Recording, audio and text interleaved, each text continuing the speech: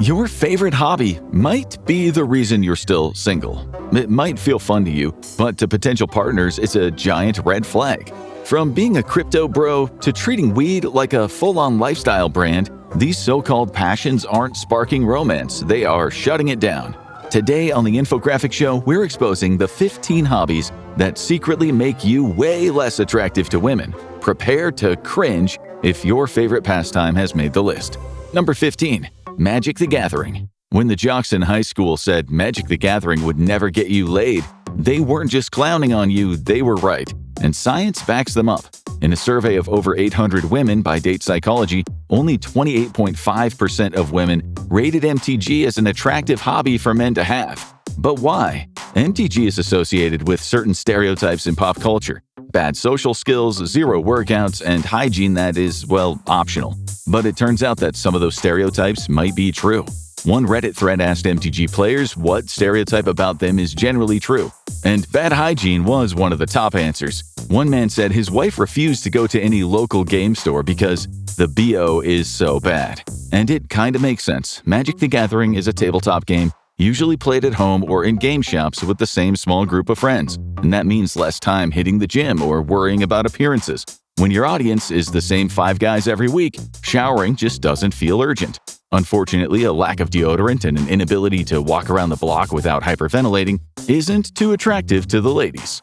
Number 14. Anime. More bad news for the former nerds. Only 27.4% of women rated men who had anime as a hobby as attractive. Now, a lot of people think this is because many women think of anime as cartoons and watching cartoons as childish. But in an era of increasingly incredible animated filmmaking, this isn't really the case. The problem many women have with anime isn't the shows themselves, it's the traits they associate with the men who watch them. Fair or not, anime fans are often linked with toxic attitudes. And while that doesn't apply to everyone, studies suggest the stereotype has some truth. Guys who watch anime are more likely to be sexist. A group of social psychology and philosophy professors from around the US conducted a study on the relationship between anime consumption and sexism.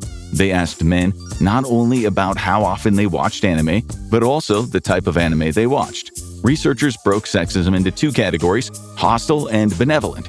Hostile sexism is the obvious one, antagonistic views and negative feelings toward women. Benevolent sexism might not sound as bad, but it is. It is the old-school paternalistic mindset that reduces women to stereotypes and considering men superior.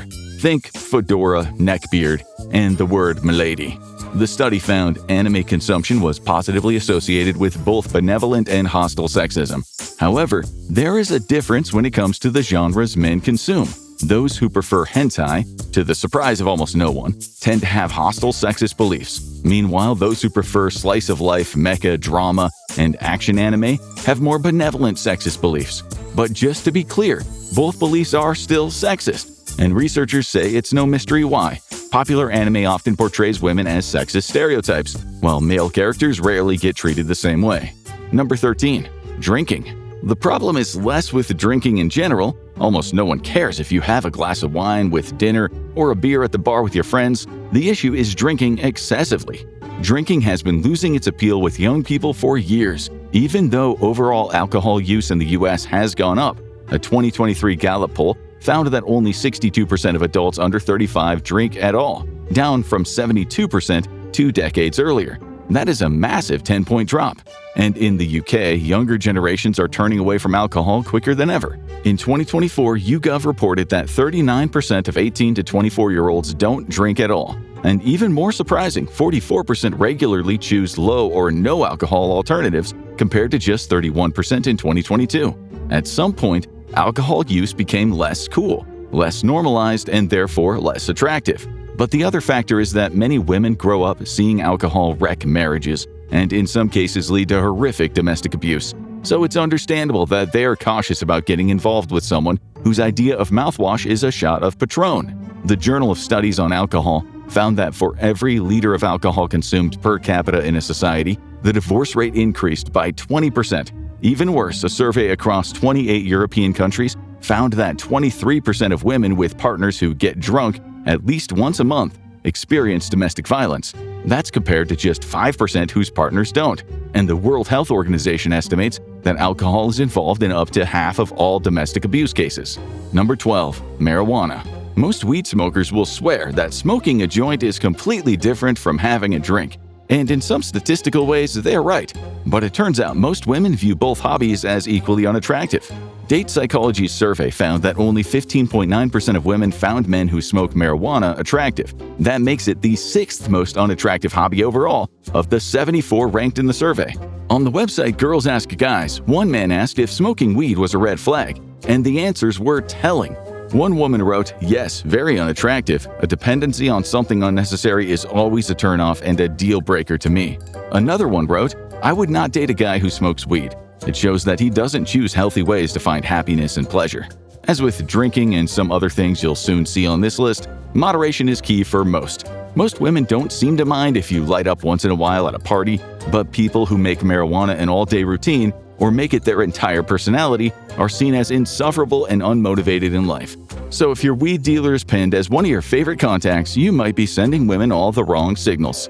Number 11. Crypto. To be fair, we don't know that this is much of a secret.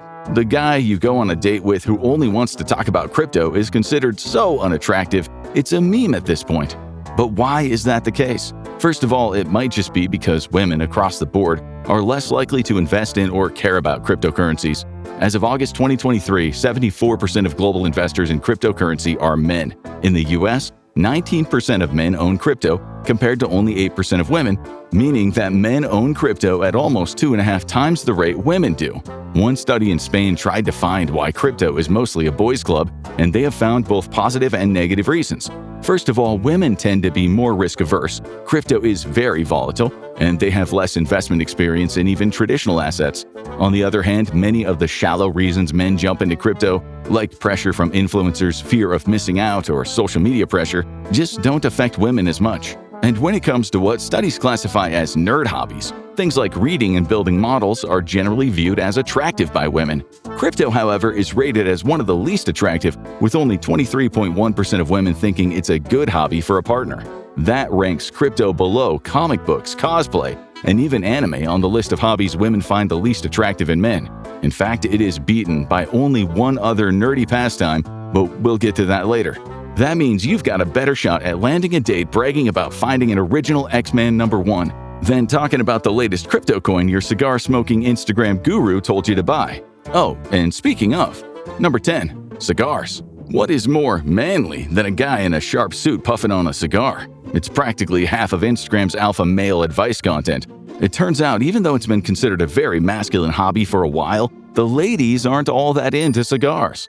Part of the problem might be exactly that. It's a very male-oriented hobby. One survey found that 8.1% of male smokers smoke cigars, as opposed to 2% of female smokers. And even women who work in the tobacco industry understand that cigar smoking is a big boys' club, one that kinda turns women away and off. Cigar smoking and lounges are seen as places where old-fashioned men go to discuss business, politics, and their extramarital affairs. But it's the smoking itself that's the turnoff. One female tobacco industry worker, Lucida Moran, says, "When I do speak to women about cigars, their biggest complaint is the smell of the smoke. They don't like the lingering smell on their clothes or hair."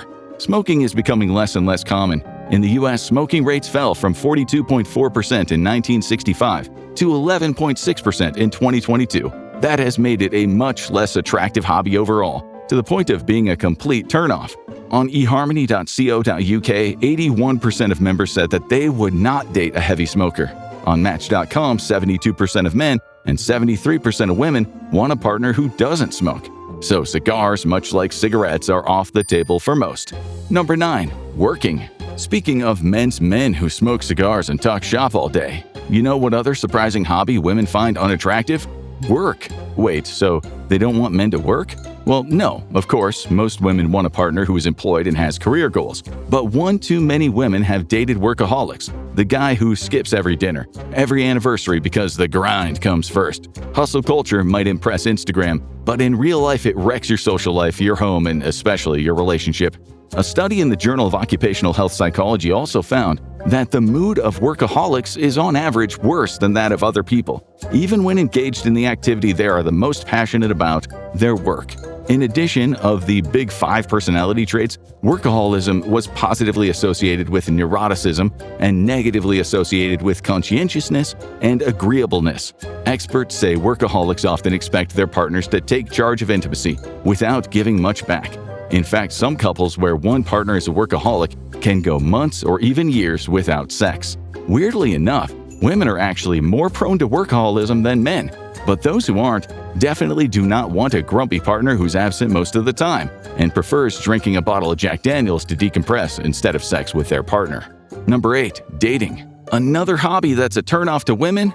Dating. And how is that possible? How are you supposed to meet a woman without dating around a little bit? Like some other items on our list, it's not the act itself that's the problem. It's how people go about it and how excessive it is. Most people in this day and age expect their potential partner to have had romantic experiences and to be arranging dates with perhaps more than one person via apps. However, some men and women arrange endless dates every month. That makes them seem less serious about their intentions, and it also creates a degree of superficiality in their interactions. As dating guru James Precy told The Independent, rather than focusing on someone who might be a great match, you'll be thinking about the next ones. If you aren't getting to know each person, you will never know if it might work out. Dating psychologist Madeline Mason Rowntree adds, if you want to meet one person and date them long-term, going on loads of first dates will never allow you to get to know any one person very well. Number 7. Gaming. It's a well-known trope that women don't like men who game. However, it's more nuanced than that. The split of gender who play video games is almost even at this point. 49% of video game players are women, as opposed to 51% who are men. But women are much less likely than men to identify as gamers or see it as a core part of their life. Only 36% of women describe themselves this way, compared to 50% of men. That also shows up in the differences in how many hours each gender plays video games. According to Statista, women are more likely than men to say that they spend less than an hour or 1 to 5 hours a week playing video games. Meanwhile, men were more likely than women to say they play 6 to 10 hours or 20 hours plus a week. A 2023 study on gaming and relationships found that problem gamers cause the most harm in their personal lives, neglecting chores, skipping social events, and sparking constant conflict with their partners. Partners of problem gamers reported paying the price themselves. More stress, less sleep, constant frustration, even feeling hopeless. And on top of that, money that could have gone to fun together was drained by gaming instead. Gaming once in a while is harmless fun, but when the console becomes the main relationship, everything else suffers. Social life, responsibilities, and romance. And that makes serious gamers a lot less attractive to women. Number 6. Porn. Only 10.8% of women consider porn an attractive hobby for a man to have. Though both men and women enjoy porn, they do so at different rates. 93.1% of men watch porn, while only 60.6% of women watch it.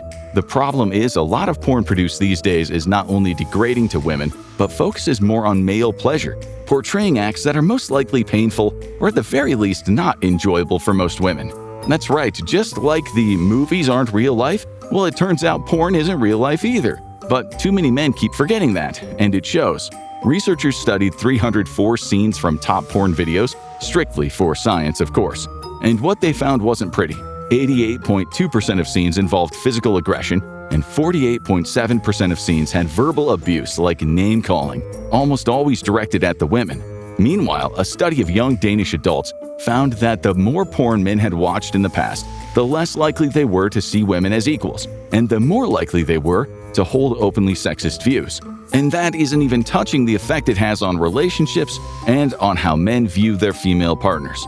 According to Mental Health, in pornography, the focus often centers on performance rather than connection. Over time, this portrayal can distort how people view real-life relationships. One former porn addict describes how watching all that porn took a lot of the pleasure out of sex. Watching more porn also means a higher risk of erectile dysfunction. Once rare in men under 40, it now affects about 26% of them. One study even found the risk rises with the number of porn films watched in the past year. Number 5. Collecting figurines or Funko. Let's take a detour from porn and dating to its polar opposite, collecting figurines, particularly Funko. Only 12.3% of women found collecting Funko Pops an attractive hobby in men. That means that most women would prefer a cigar-smoking, day-drinking Magic the Gathering player over a man collecting dolls with oversized heads and tiny bodies. Though collecting figurines was never rated as the most attractive of hobbies, Funko Pops draw a special kind of distaste from women. Maybe one of the reasons is one a figurine collector himself acknowledged. Funko takes the fun out of collecting by creating a fake collector's market for profit. According to him and other collectors, Funko is a completely created hype by a company that purposely releases some limited editions to make them a sought-after piece. But at some point, just like with Beanie Babies, Funko Pops will hit a critical mass. People will get bored and all of that money invested in them will be thrown out the window, as the figurines will end up worthless. While many of these collectibles retail for between $10 and $100, some of the most rare Funko Pops can retail for thousands of dollars. The 2016 SDCC Willy Wonka and Oompa Loompa sold for $210,000. But let's be honest, if you're dropping thousands on pop culture dolls, the problem isn't just with your dating life, it's everything else too. Number 4. Taxidermy. Do we even need to explain this one? Having a bunch of stuffed dead animals around your apartment is very likely to turn most women off. The idea that you like to spend your free time skinning, fleshing, and then stuffing animals that you have killed or found dead is creepy, especially when you hang them around your apartment. Part of the reason for taxidermy being perceived as an off-putting thing is its use in media.